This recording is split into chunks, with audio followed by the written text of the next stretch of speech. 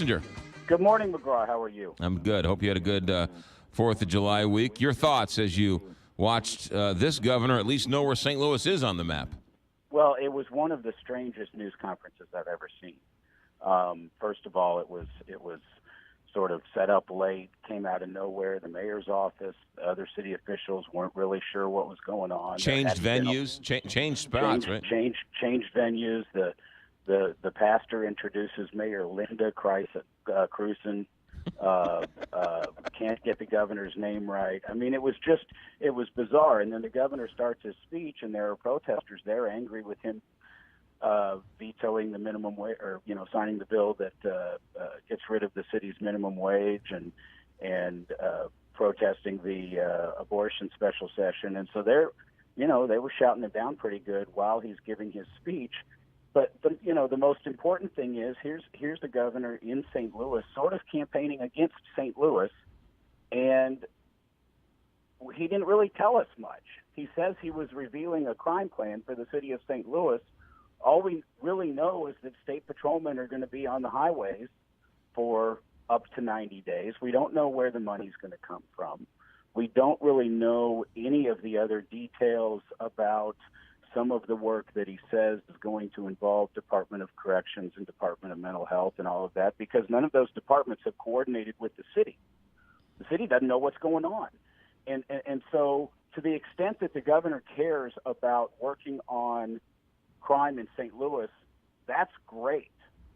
But what happened yesterday is that the people in St. Louis who were there said, okay, we're here to help. When are you going to talk to us about what we think might help? Just one example, Bruce Franks, the representative from city of St. Louis down on the south side, Benton Park area, was there. And at one point he's sort of shouting to the governor, or well, he wasn't shouting at this point. I was talking to him. He said, look, I've invited the governor to my ward.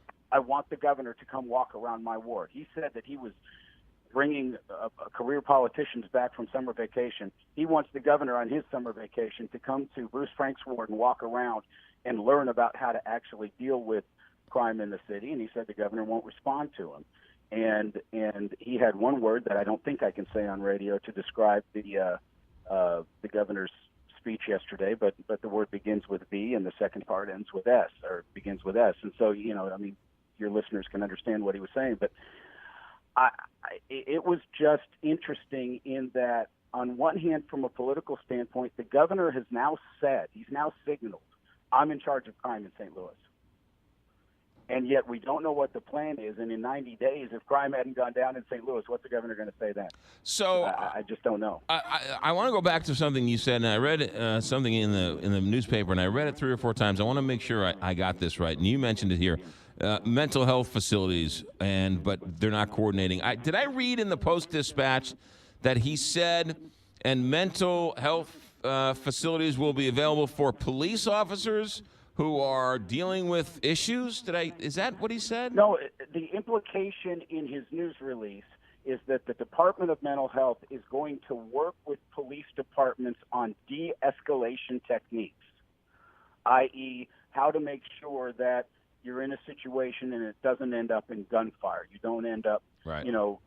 Think of Kajimi Powell situation, where you end up in a situation where there's clearly an individual who has some mental health issues, who has a gun.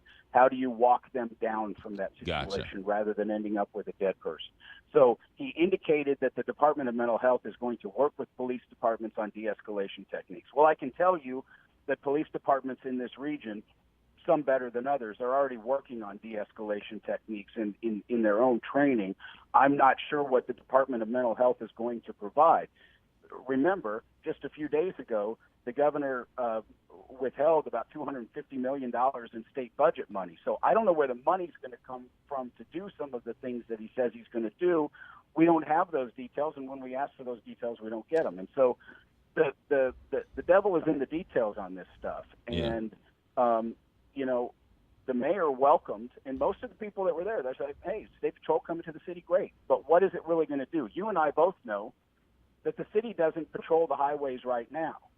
And so having the State Patrol the highways, which is something new, may well be a good thing, but it doesn't actually free up any city police officers to work on other crimes. And so is that the best plan? Is that the best use of resources? We'll see in 90 days or 6 months or a year. If the state highway patrol wasn't patrolling the highways, who was patrolling the highways before this? Nobody. Really? There was nobody patrolling there was the highways? There was no, from the best information that I can surmise. I mean, I drive highways in the city all the time, and there are city police officers on the highways. I passed one actually on my commute yesterday, and I specifically did a double take because I thought I thought there was supposed to be state patrol on the highways right now, and it was a city police officer. It's not like they don't drive the highways, but you don't see a lot of crime enforcement on the highways from the city unless they're responding to crime. Mm-hmm. And the state patrol, for whatever reason, I haven't been able to surmise an answer yet, but some time ago stopped patrolling the highways in the city, probably budget cutbacks or whatever. And so this is new in terms of there being state patrolmen on the highways, but this is not some massively coordinated effort with the city and the county and the FBI and the DEA, because none of those organizations are aware of what the governor's plan is that he announced yesterday, with very few details. And so it appears, which is sort of the MO of this governor, to be an opportunity for him to stand in front of police in St. Louis and say, I'm tackling crime, so he can put an ad on Facebook or whatever. But I don't know what the actual effect is yet. Yeah. I don't know what the actual plan is yet, other than state patrolmen being on the highway. What did Mayor Linda Crewson say at this news conference? Yeah, Mayor Lyda Crewson.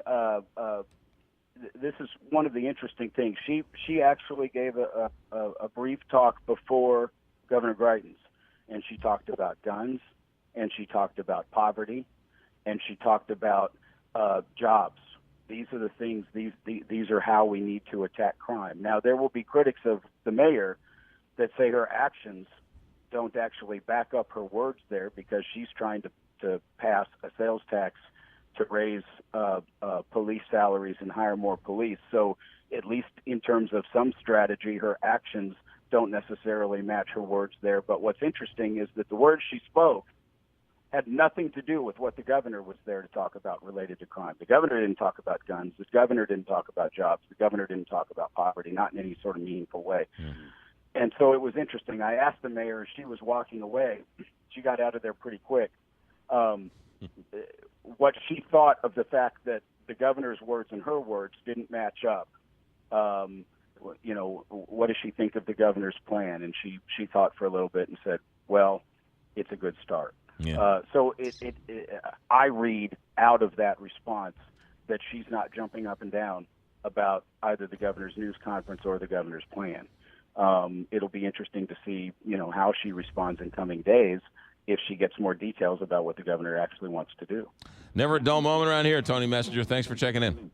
Hey, good to be here. Talk to you later. You got it. That's Tony Messenger, St. Louis Post-Dispatch columnist, who was there at the